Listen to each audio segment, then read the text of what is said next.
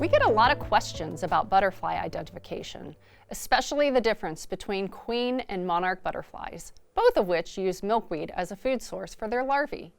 Milkweed flowers attract all kinds of butterflies, including these queen butterflies spotted by Brittany Bosworth.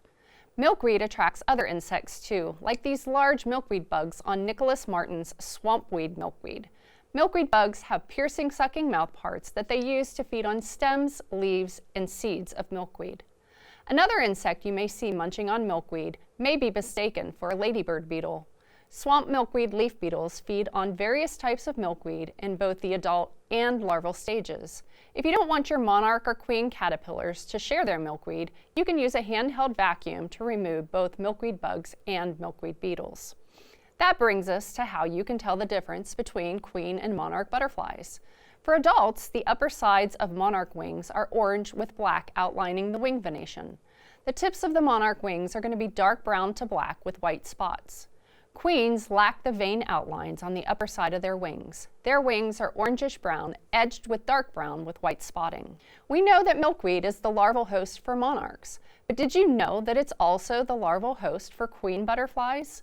Nicholas discovered several queen caterpillars on his swamp milkweed. So how can you tell the difference between queen and monarch caterpillars? They look similar with both having black, white, and yellow striping, but monarch caterpillars have 2 pairs of tentacles, while queen caterpillars have 3 pairs of tentacles. And when Lily Angel spotted a lizard going after her queen caterpillars that were close to pupating, she brought the milkweed and them inside.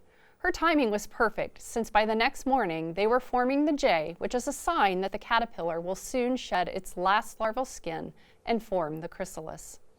When monarchs come through Texas in the fall, it's important to have nectar plants for them to eat and get energy to keep moving into Mexico to their overwintering grounds.